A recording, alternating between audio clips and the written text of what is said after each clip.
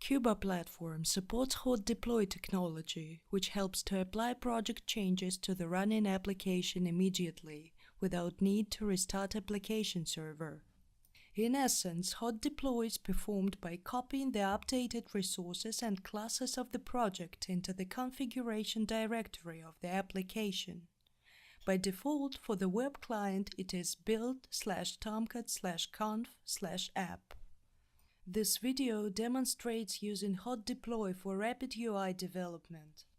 Let us see hot deploy in action.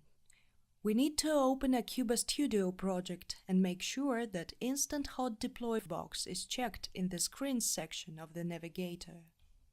If the box is checked, the Studio will automatically perform hot deploy of all changes to the Web UI module of the application.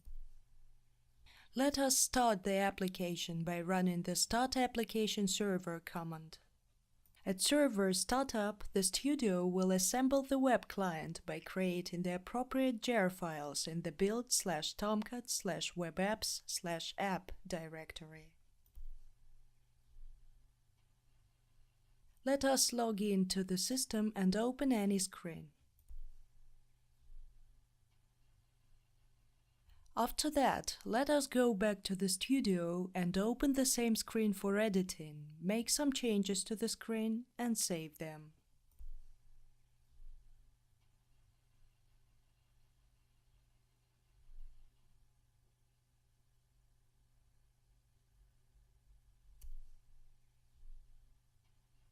You can see that the message panel displays a notification that hot deploy has been performed. At this point, the Studio has created a copy of the XML descriptor and the Java controller of the screen in the configuration directory of the web client, tomcat/conf/app. Thus, the running application server now contains two sources for loading the screen, the jar files in the tomcat/webapps/app directory and the screen files in the tomcat/conf/app directory. Let us go back to the app and reopen the screen. We will see that the changes we've made are displayed on the screen. This is possible because the resources of the conf/app directory have priority over the jar files of the application when a screen is opened in the web client.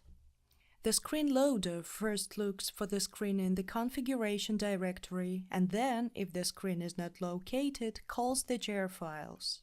Thus, we can replace the screens in the running web application by copying the files to tomcat/conf/app. Similarly, Studio can perform automatic hot deploy of external changes. If we open the screen in IDE and make some changes and then go back to the Studio, we will see a message that hot deploy has been performed and our changes will be applied to the screen when it is opened next time.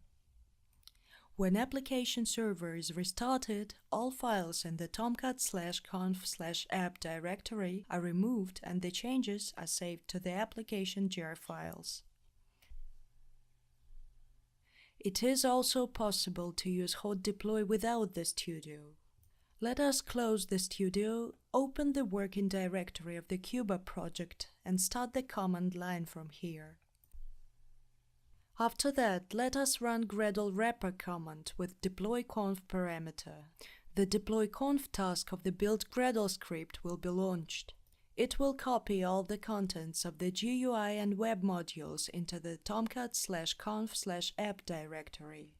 If required, you can configure the deploy_conf task according to your needs, for example, make it copy other resources to the configuration directory.